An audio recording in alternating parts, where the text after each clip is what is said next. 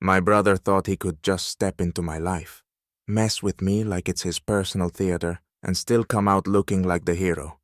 What he didn't know was that when his little web of connections started falling apart, I'd be right there, front and center, to watch it all burn down. And trust me, I wasn't just watching. I was standing there with the gas can in hand. But let's start from the beginning. So, let's go back to the very beginning.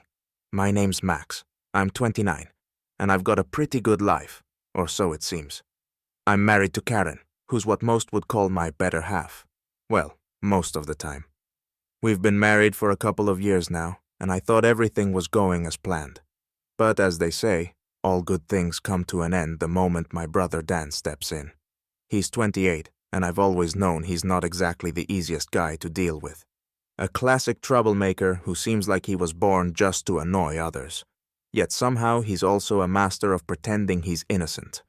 But this time, he took his little stunts way too far. Picture this. I'm getting home after a work trip. I've got my weekend all planned out in my head, thinking about spending some quality time with my wife. You know, all those married couple joys. But then, I get a surprise. I check my phone and see a message from a coworker with a photo attached. Dan, Karen, and someone else sitting at a cafe. What the heck?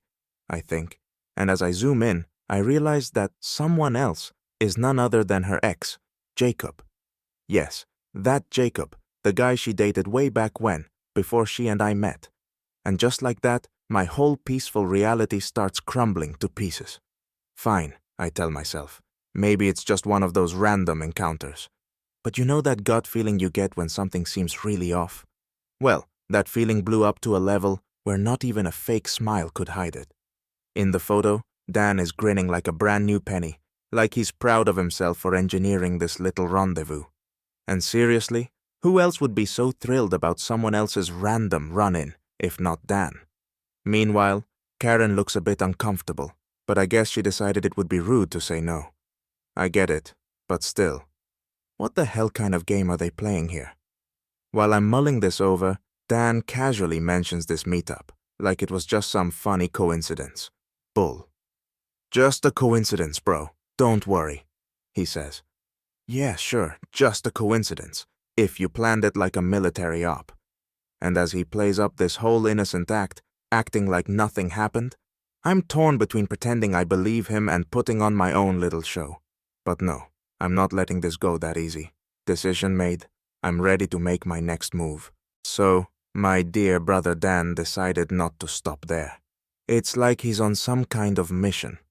To sneak into my life like a mouse into a cheese bag and put on a show. Apparently, his accidental meetup with Karen and her ex, Jacob, at the cafe wasn't enough to set me off. Oh no, you can't stop this guy. Today, he pulled out all his hidden cards and pulled a new stunt that nearly sent me into hysterics. Picture this. It's Saturday, midday. Karen and I head to our usual gym, just thinking about burning off some calories and getting in a workout. Then, someone taps me on the shoulder, and I turn around to see, yep, there's that accident-prone genius of comedy, Dan. And next to him, once again, is Jacob, as if he's not Karen's ex, but her new fitness coach. And get this? Dan isn't just standing there smiling.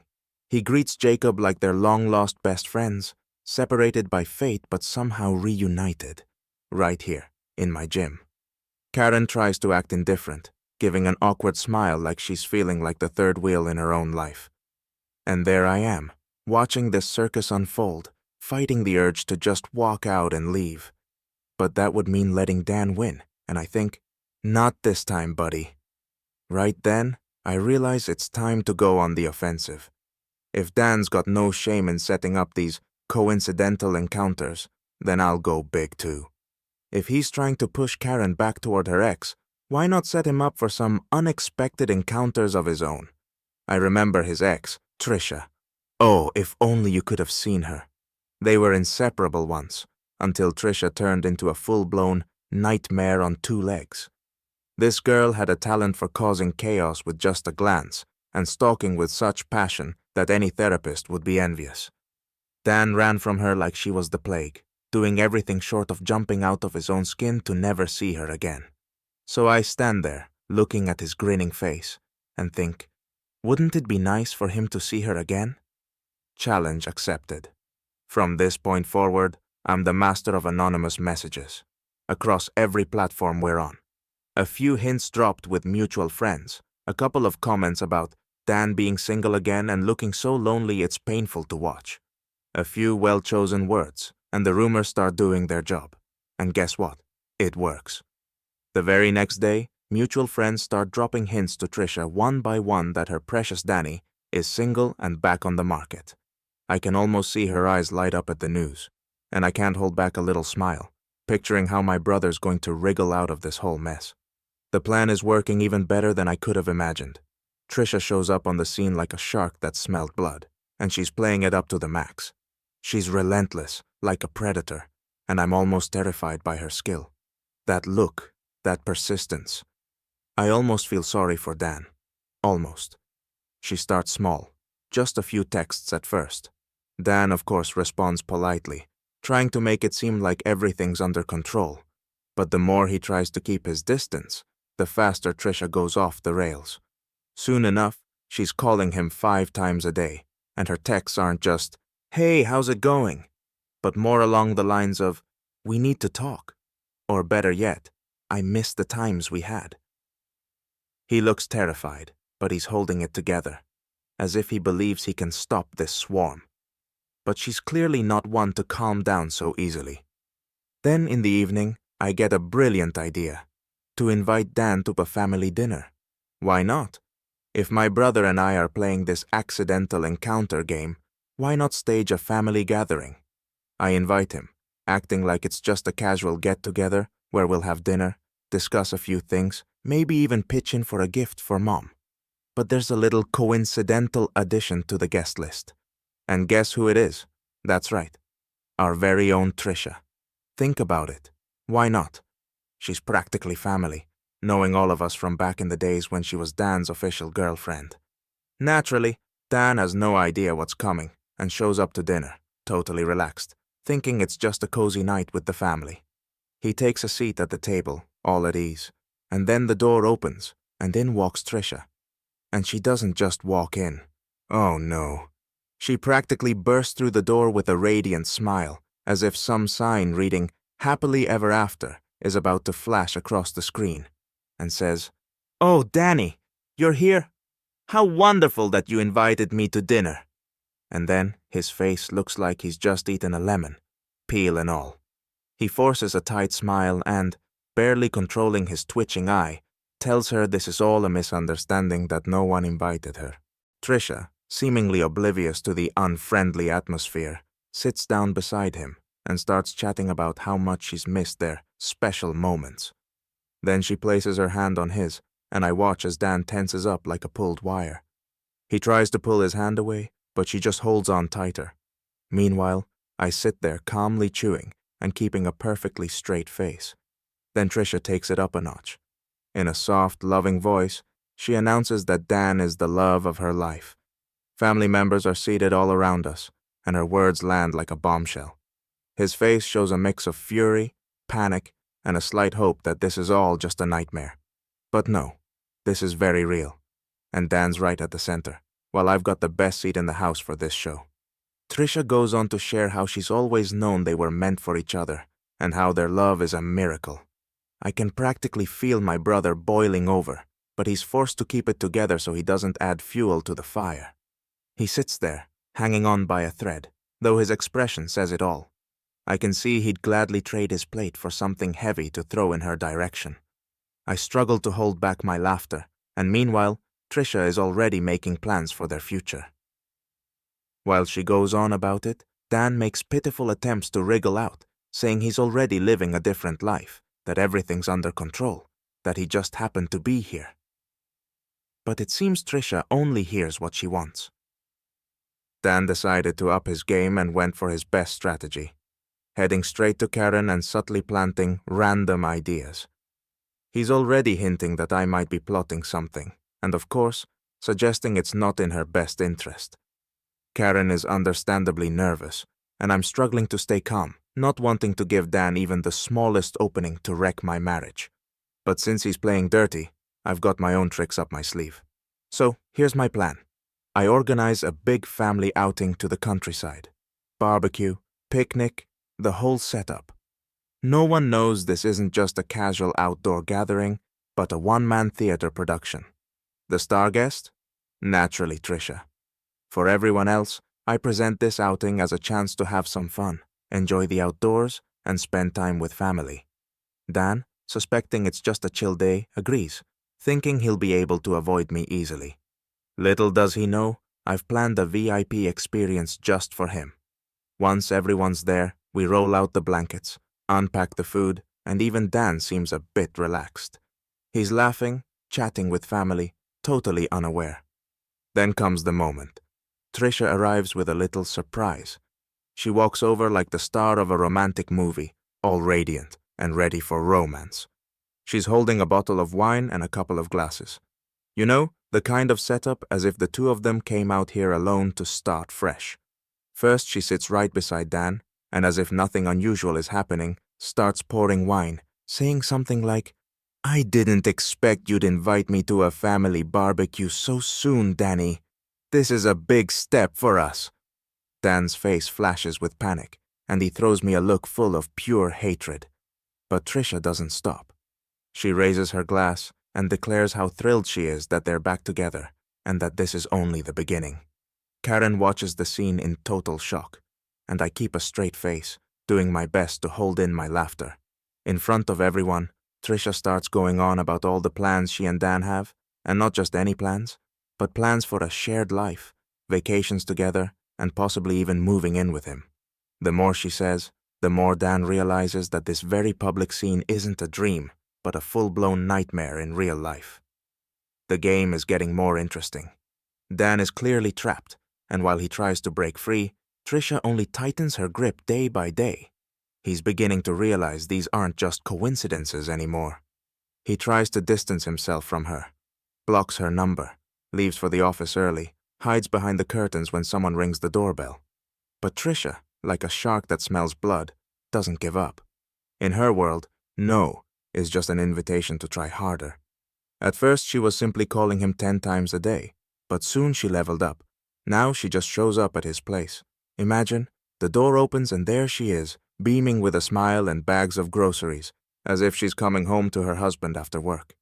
"Oh, Danny, you're home. How sweet of you to wait for me," she says, as if he sent her an invitation himself. His face is a mix of panic and horror. He can't kick her out. The neighbors are all around, and Trisha is so confident that it seems like she'd just barricade him inside if he tried not to listen. But that's not enough for Trisha. Over the next few days, she starts showing up literally everywhere. Dan goes to a cafe, and there she is, already seated at a table nearby, as if by sheer chance. He has no choice but to sit there and try to act normal, while Trisha's eyes sparkle as she plans their future together. He leaves work early, only to step outside and see her waving, shouting, "Danny, what a coincidence! We even have the same tastes!" And now, the real thriller begins. I, of course, accidentally help her, dropping hints about where he'll be, and I watch as he desperately scurries around like a mouse in a maze with no exits. But that's not all. At one point, Trisha delivers her masterpiece. She announces that she's ready to literally move in with him to keep him from getting away. "Why play these games, Dan? We could be together every day," she says, a line that probably had him considering moving to another continent as his only escape. Then, as the final straw, she decides to go all in. She invites his parents and acts as if they're already back together and just getting ready for a reunion.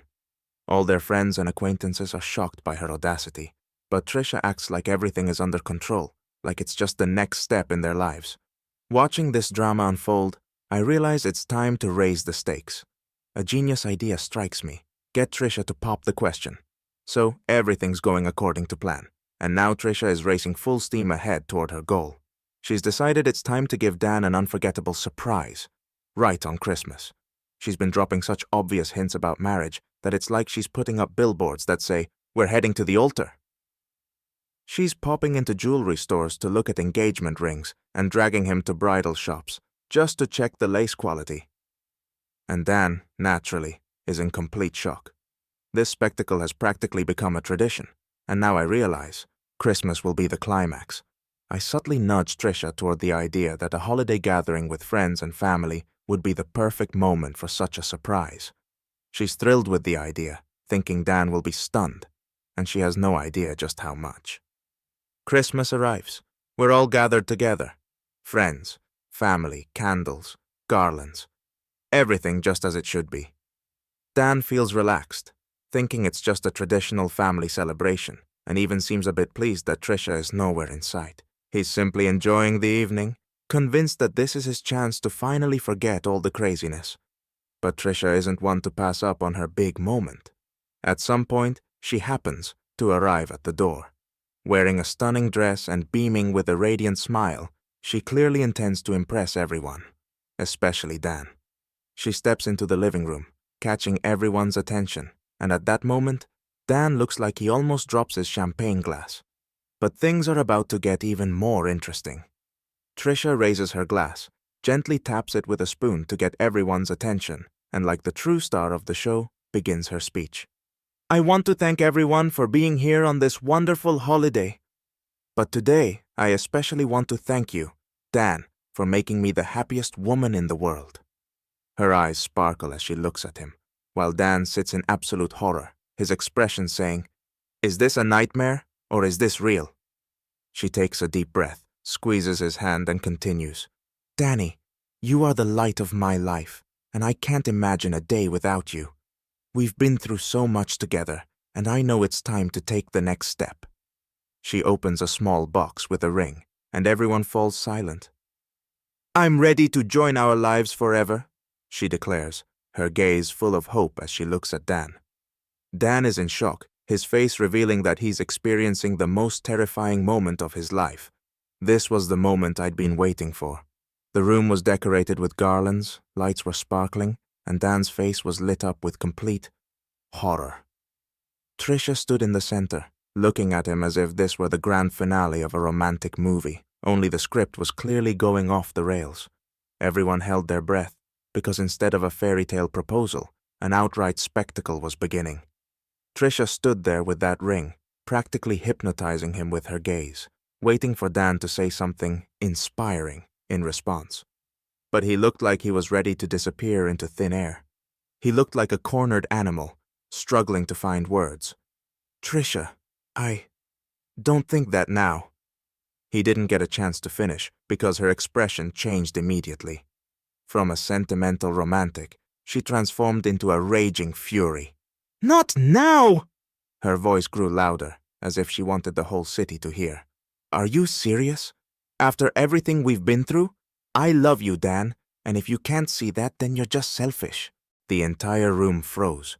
Relatives exchanged glances. Guests clearly didn't know what to do, and Karen looked stunned, barely holding it together. I just sat back, enjoying the show. Dan, seeing that Trisha wasn't going to back down, tried again to find a way out. Trisha, listen, he started. Let's just talk about this later, when we're alone. He said it as if he hoped it would stop everything, but she had no intention of calming down. Later? You're just trying to run away, she shouted, invading his personal space and nearly grabbing his arm.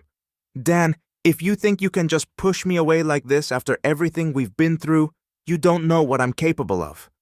Her eyes blazed, and the fairy tale atmosphere instantly vanished, leaving behind a tension that made everyone freeze. She stepped even closer and spoke loud enough for everyone to hear. If you reject me here and now, Dan, you'll destroy everything good in your life. You have no idea what lengths I'll go to make sure you regret this. The guests sat in complete shock, and Dan, realizing there was no escape, paled, struggling to find words, but it looked like he was finally surrendering under her assault. The scene was charged to the limit, and I knew my revenge had reached its perfect point. After Dan, stammering and blushing, managed to choke out a pathetic no to Trisha's proposal, the entire room seemed to freeze in shock. But Trisha, she wasn't the kind to give up so easily. Her face turned pale, then flushed, and finally, she erupted in a loud voice. You think you can just walk away from me, Dan? We'll see who leaves who. And from that moment on, his nightmare truly began.